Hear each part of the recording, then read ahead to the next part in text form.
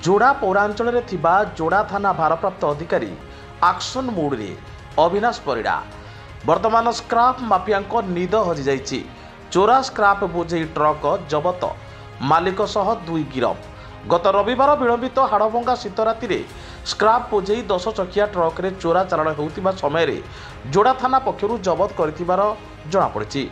जोड़ा अंचल 12 number ward Kumar जोड़ा स्थित जितू कबड़िया स्क्राप गोदामरू 10 चकिया ट्रक रे चोरा स्क्राप लोडिंग करी अन्य राज्य को चोरा चालाण होउतिबा बेले 520 नंबर जातीय राजपथ रे थिबा टाटा डीएवी स्कूल छक निकट में कोण सूत्रु खबर पाई जोड़ा पुलिस ट्रक को धरिया पाई हाड़भंगा शीत राति दीर्घ समय धरी अपेक्षा करथिले। परिप्रेक्षी में उक्त ट्रक को जांच करने पर जना पड़ा जे 10 चकिया ट्रक रे लोड होइतिबा स्क्रापर नियमावली कौन से कागजपत्र नथिबारु ट्रक नंबर OR09J 9404 ट्रक को जोड़ा पुलिस जबत करी सफल होइछंती। ट्रक रे लोडिंग होइतिबा चोरा स्क्राप 10 टन रु ऊर्ध्वे लोड होइतिबा अनुमान करा जाउछि। स्क्राप माफिया माने 30 रु 35 टंका मूल्य रे चोरा लुहा किणुथुवा बेले माफिया माने अन्य राज्य रे 45 रु 50 टंका मूल्य रे विक्रय करुथिबारु बुद्धिजीवी महल रे संदेह प्रकाश पाउछि।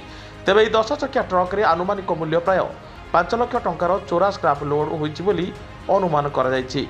जहा फल चोरा स्क्राप गोदाम मालिक रामेश्वर जयसवाल जितू कबड़िया सह ट्रक ड्राइवर बाबुल हेम्ब्रम और हेल्पर सुकुरा नायक को गिरफ्त करी केस नंबर 374 दफा 379 411 467 468 रे आईन अनुजाई मामला रुजु करी 3 जन को बड़बिली निम्न कोर्ट को हस्तांतर कर जना पड़ी। सूचना मुताबक जोड़ा पौरांचल 3 नंबर वार्ड डीवी सिंह घर निकट 7 नंबर वार्ड तानिया होटेल पछ स्थान और 8 नंबर वार्ड गणेश भवन निकट में चोरा स्क्राप गोदाम रही साधारण रे प्रकाश पाई। देखा बाकी रहा ए सबु चोरा स्क्राप गोदाम करिथिबा माफिया माने गिरफ केबे हेबे। केन्दुझर जिला जोड़ा ब्लॉक रु अजय जोरा रिपोर्ट साई सत्य न्यूज।